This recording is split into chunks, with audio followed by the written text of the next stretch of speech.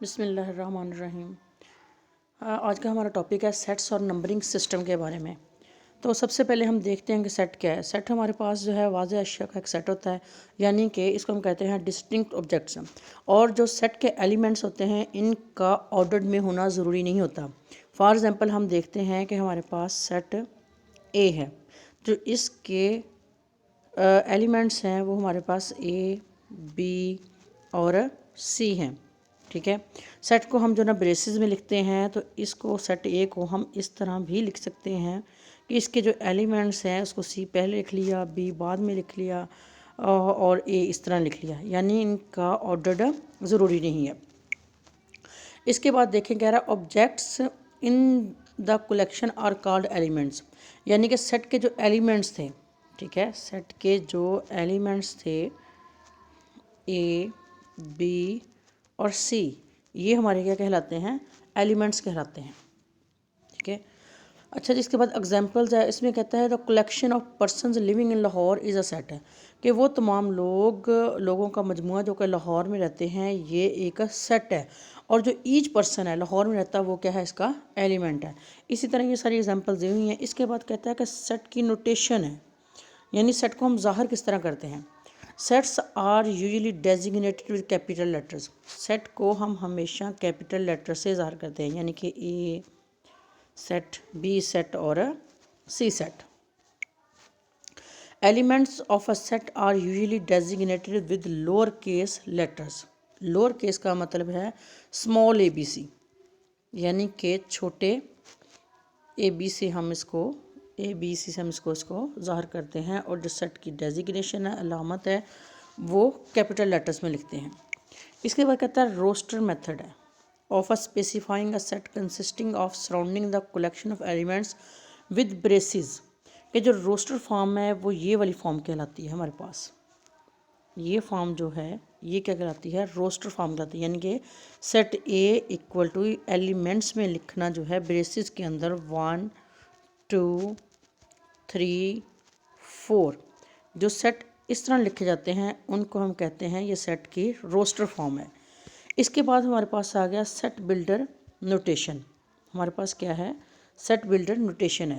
कह रहा है कि हैज़ अ जनरल फॉर्म, यानी इसमें वेरिएबल होता है, फिर एक सीधी लाइन होती है, वेरिएबल को हम एक्स से शो करवाते हैं, और फिर इसकी डिस्क्रिप्टिव फॉर्म होती है, यानी जैसे हम लिख सकते हैं कि सेट ए है equal to braces x, x हमारा वेरिएबल है, ये सीधी लाइन जो सच दैट कहलाती है, और यहाँ हम लिख सकते हैं 4 सीजन्स, 4 सीजन्स। ये हमारी आ गई सेट बिल्डर नोटेशन आ गई। ठीक है, इसके बाद नेक्स्ट देखते हैं, कह रहा है द वर्ट, इसी को उन्होंने दोबारा जो है एक्सप्लेन किया है, और ये कहा है कि the vertical bar in set builder notation is always use as such that, यानी कि जो ऐसे सीधी लाइन लगी हुई थी, ये देखें इस एग्जांपल भी इन्होंने दिया है। एक और, set builder notation is frequently used when the roster method is either inappropriate or inadequate, कि जहाँ पर मुमकिन ना हो रोस्टर फॉर्म लिखना। जैसे देखेंगे ये हमारी सेट की अलामत है x such that x less than 6 है and x is the counting number. ठीक है, यानी कि एक्स है और ये जो सेट है ये मुश्तमिल है 1 से लेकर 5 तक। इसके बाद अदर नोटेशन है कि if x is an element of the set ए, ठीक है, तो ये कहलाएगा कि एक्स बिलोंग टू ए। अगर उसका एलिमेंट नहीं है तो इट मीन्स दैट कि वो जो एलिमेंट है उस सेट को बिलोंग नहीं करता। इसका देखें ज़रा, हम लेते हैं set A, set A equal to हमारे है 1 2 3 4 5, हम यही ले लेते हैं 1 2 3 4 और 5। अब देखें 5 तक हर एलिमेंट जो सेट एक्स को ए को बिलोंग कर रहा है, 1 belongs to A, 2 belongs to A, 3 belongs to A, up to so on. और अगर हम लिखते हैं यहाँ पर 6, इसका मतलब क्या है, 6 ए को बिलोंग नहीं कर रहा, उसकी ये वाली अलामत है।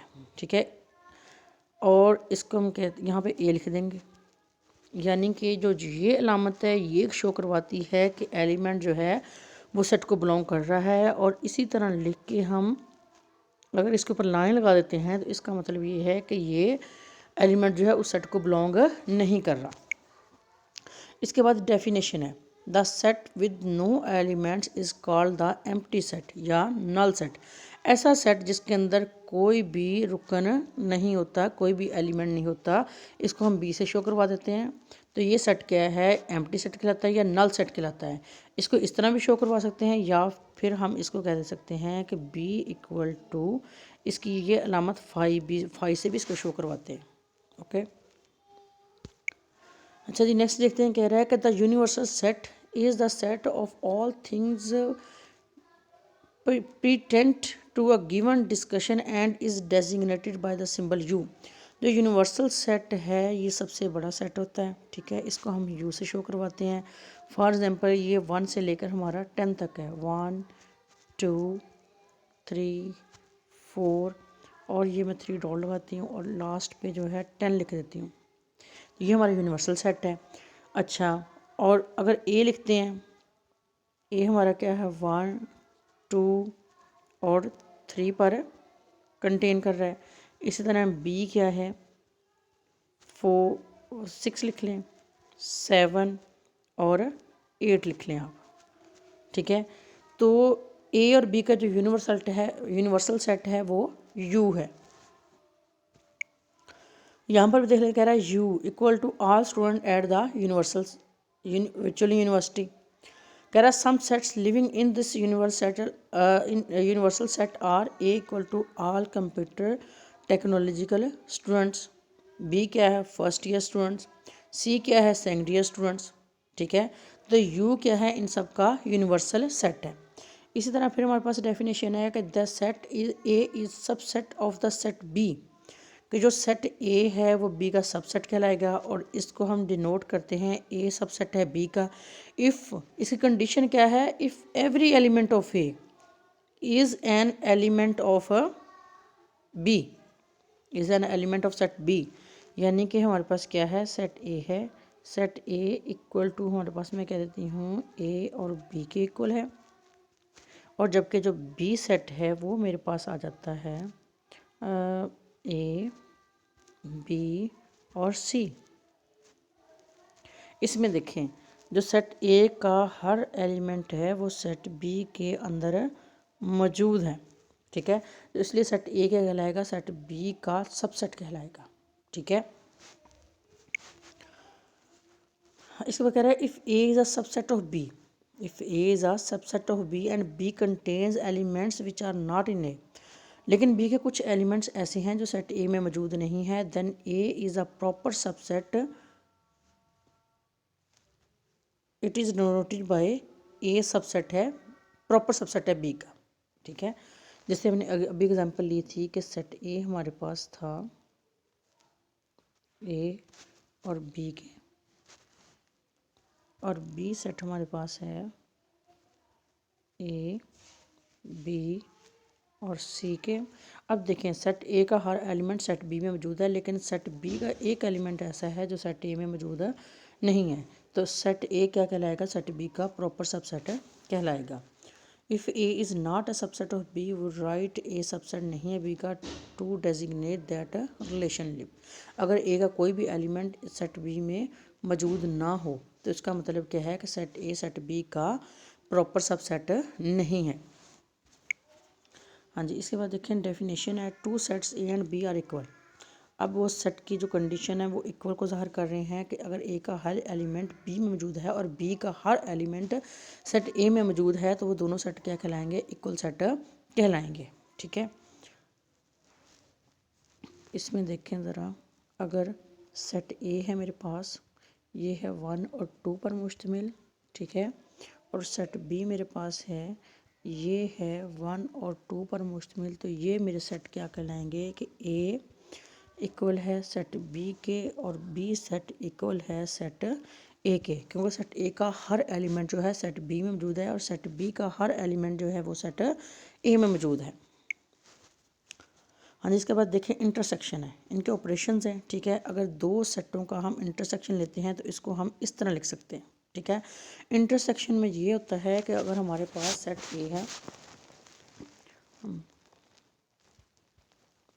हमारे पास सेट एक मौजूद है 1 2 3 के, और सेट बी है हमारे पास, मैं लिख लेती हूँ 3 4 और 5, ठीक है। इनमें देखें हमारे पास एक ही रुकन जो है मुश्तरक आ रहा है, वो है 3। इसको मैं लिख दूँगी कि सेट ए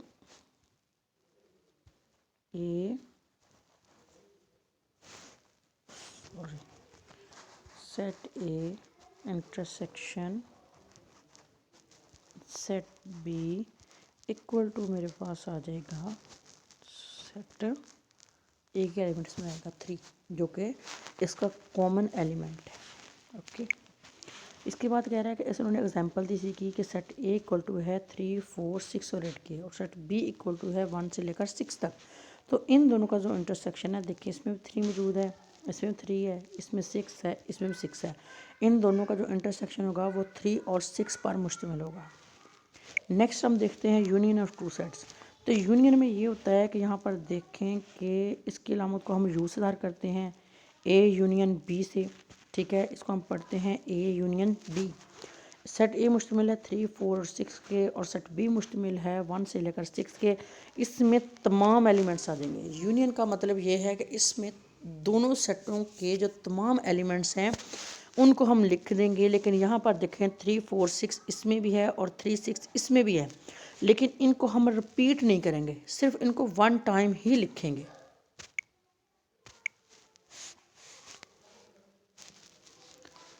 नेक्स्ट हमारे पास क्या है, अलजेब्रिक प्रॉपर्टीज़ ऑफ सेट्स हैं। हमारे पास क्या है, अलजेब्रिक प्रॉपर्टीज़ ऑफ सेट्स हैं। इनको थोड़ा सा मैं इधर कर लेती हूँ जी। नेक्स्ट देखिए, अब देखिए यूनियन और intersection are commutative operations. Commutative operations में हमेशा 2 सेट इस्तेमाल होते हैं। कम्यूटेटिव ऑपरेशंस में हमेशा सिर्फ 2 सेट ही इस्तेमाल होते हैं, यानी कि ए और बी।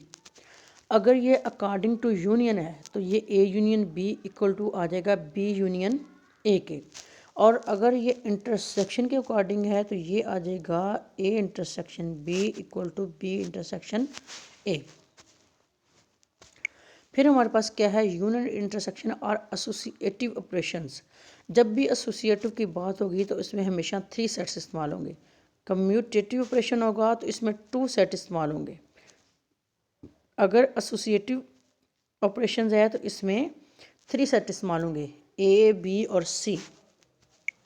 इसमें देखें हमारे पास ब्रैकेट्स हैं, स्मॉल ब्रैकेट्स हैं, ए यूनियन बी ब्रैकेट बंद है, फिर union C equal to A union into B union C. ये हमारा अकॉर्डिंग टू यूनियन है।